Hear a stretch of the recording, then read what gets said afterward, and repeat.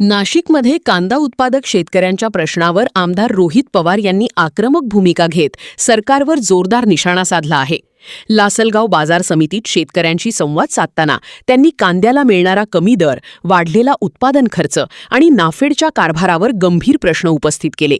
रोहित पवार म्हणाले की शेतकऱ्यांकडे पाहताना राजकारण होऊ नये. सत्ताधारी आणि विरोधी पक्षातील सर्व नेत्यांनी शेतकऱ्यांच्या प्रश्नांमागे ठामपणे उभे राहणे गरजेचे आहे. कांद्याला सध्या 3 ते 5 रुपये भाव मिळत असून उत्पादन खर्च प्रचंड वाढला आहे.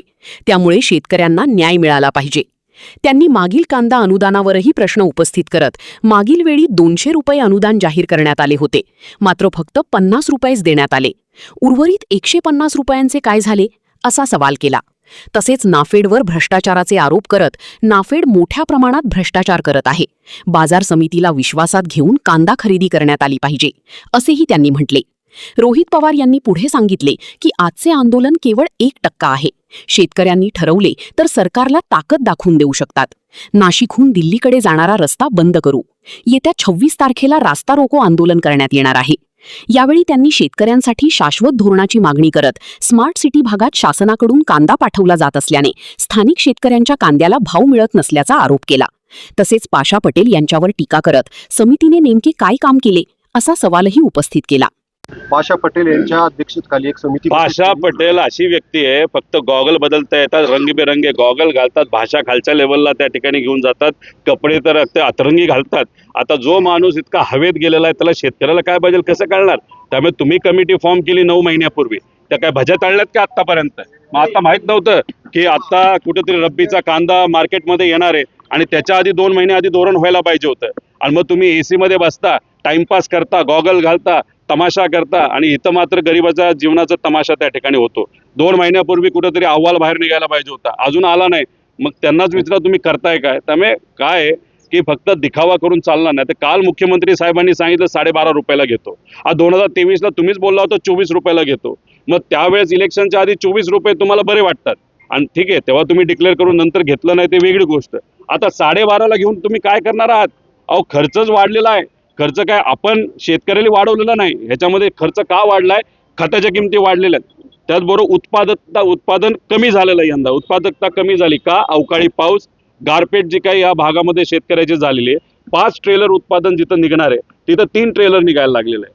त्यामुळे उत्पादनामध्ये पण घट झालेली आहे, खर्चामध्ये त्या ठिकाणी वाढ झालेली आहे. आणि ह्या सगळ्या गोष्टी असताना उद्या जाऊन तो अडचणी अजून मोठ्या प्रमाणात वाढणार आहेत, कारण का डिझेलच कुठं त्या ठिकाणी मिळत नाही. त्यामुळे ह्या सगळ्या गोष्टी बघून कुठंतरी एक चांगल्या भावनेतून शेतकऱ्याचं म्हणणं ऐका आणि शेतकऱ्याला लवकरात लवकर न्याय द्या अशी आमच्या सगळ्यांची मागणी आहे. हा विषय नाशिक जिल्ह्यातील शेतकऱ्यांसाठी अतिशय जिव्हाळ्याचा आहे आणि याच कांदा उत्पादक शेतकऱ्यांनी लोकसभेला तुम्हाला भरभरून मदत केली होती. या सगळ्या अनुषंगानं तुम्ही आज आंदोलन करताय. काय मुद्दे घेऊन तुम्ही आंदोलन करताय? एक तर आमचं हेच म्हणणं आहे की शेतकऱ्याकडे बघत असताना त्याच्यामध्ये कुणीही त्या ठिकाणी राजकारण केलं नाही पाहिजे.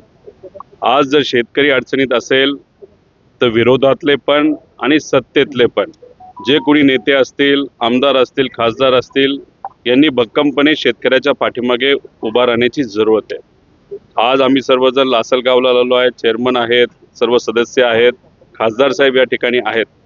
आणि या सगळ्यांची मागणी हीच आहे की शेतकऱ्यावर आज जो अन्याय होतोय तो अन्याय कुठं ना कुठेतरी त्या ठिकाणी कमी झाला पाहिजे, न्याय मिळाला पाहिजे. आज शेतकरी स्वतःली कष्टाली पिकवलेला जो काही कांदा आहे कुठेतरी 3 रुपये, 4 रुपये, 5 रुपये, काही शेतकऱ्याला तर 1 रुपये अशा पद्धतीने जर भाव मिळत असेल आणि उत्पादनाचा खर्च हा कमीत कमी किलोला 20 रुपयापेक्षा जास्त आहे.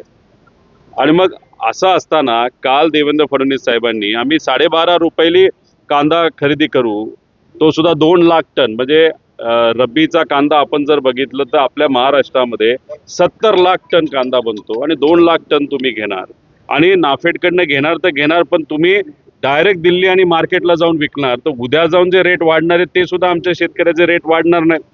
त्यामुळे इथं आज आम्ही शेतकऱ्यांशी संवाद साधण्यासाठी आलेलो आहे. शेतकऱ्यांनी विनंती केलेली आहे, आम्हाला त्या ठिकाणी बोलवलेलं आहे. आम्ही त्यांच्याशी संवाद साधून पुढं काय करायचं हे त्या ठिकाणी निर्णय घेणार आहोत. पण अतिशय वाईट परिस्थिती आज शेतकऱ्याची आहे.